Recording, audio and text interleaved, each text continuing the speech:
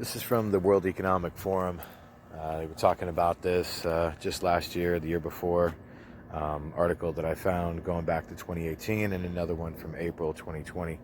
This was interesting because Klaus Schwab from the World Economic Forum was talking about how vulnerable our power grid is.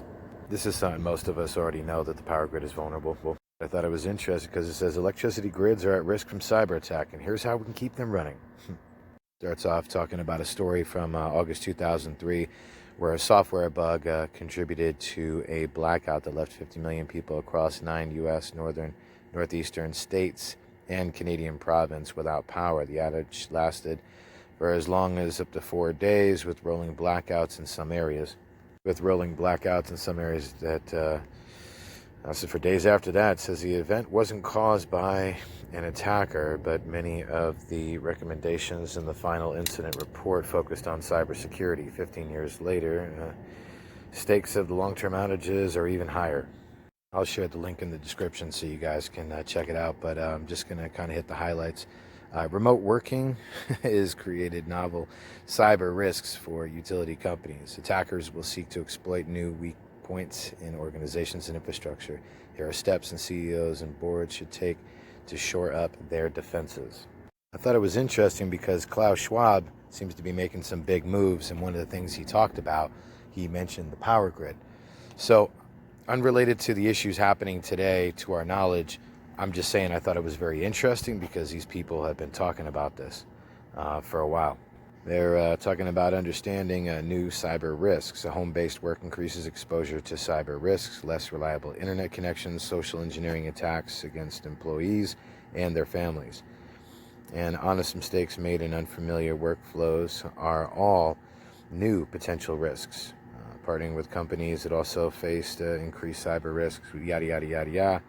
Anyway, number 2, establishing baseline defenses for appropriate remote work. This is from the World Economic Forum, ladies and gentlemen. 3, build interoperable defenses for re-engineering the security architecture. And it goes on and on and on. Like I said, I'll share the links so you guys can check out the article. But it says, keeping the lights on while COVID-19 crisis makes these steps urgent. Several long-term trends that predate the pandemic will drive similar changes. Distributed energy sources will require new operating models. Remote work and automation will offer efficiency gains. Energy companies will need to train their next-generation workforce. Cyber attacks against utilities will continue to escalate in frequency and sophistication.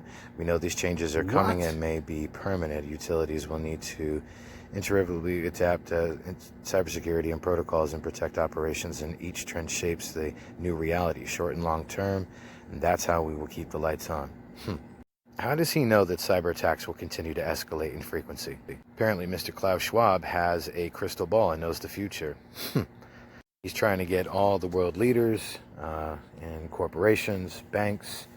They want to implement digital currency. They want to replace fiat currency. This guy's calling for a lot of changes, and he's got the ear of a lot of global leaders that are paying attention and listening to what he's saying. So it's getting pretty serious. Either way, I thought it was noteworthy to point this out, how somebody like him just a couple years ago was talking about this, and now we're starting to see some interesting things unfolding.